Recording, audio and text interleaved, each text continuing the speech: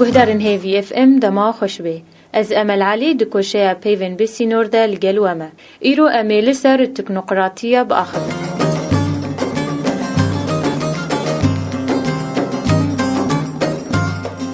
تکنوقراطیه یعنی تکنوقراطیه. گوجنه که یونانیه جد پارچه پکته. تکنی یا کتبواته تقنی یا فنی و گوجنه کراتوس یا بواته دستلات آنگو سلطه. و هر دو پارچه بهوره تبواته حکومت الفنیین یا حکومت الكفاءات.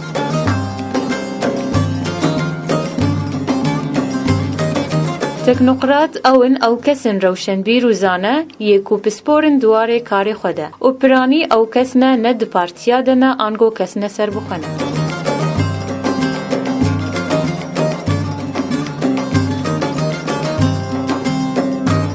حکومت تکنوقراطی او حکومت کو پسپورت ده کار دکن و آلیکی سیاسی ناگری. اف حکومت بکار آنین به تایبت گاوا کو ناکو کی جنابر آلین سیاسی ده درد کevin جبر کو اف کس گه نادن رامانا پارتیچی و دانوستاندنا سیاسی. وک نمونه دوی حکومت ده کسکی پسپور آبوریه به دوی وزیر آبوریه و کسکی بجیشک به آنگو دکتور به دوی وزیر تندرستی.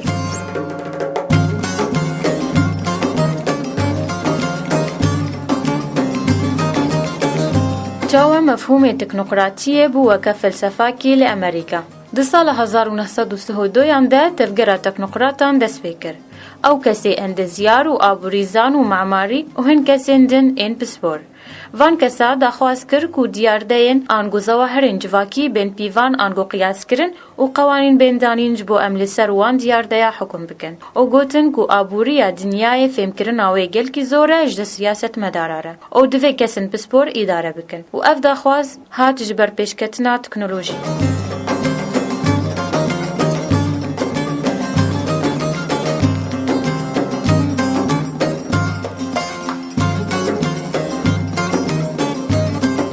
نمونک جدیروکه. پشتی ماوتسیتون بود سروک سینه پشتی شورش سینه ده سال 1949 ده حکم کرد با آلیکاریا 26 سروکن سیاسی و لشکری و پشتی سوره سروک 9 بین شواندین ده داوی سالن هفتی و هشتیه ده گلک بحثات شاندن ولاتن اوروپی جبو فربون هندسه و آبوریه و شیوه اداریه نه جبو پیشکتنا آبوریه ده دولته ده و وان کسین پسپور باره ولات خو هلگرتن و پرسگریکن وی چاره سر کرن تا کوسین جوالاتا کی زراعی بو ولاتا کی صناعی ای پیشکتی.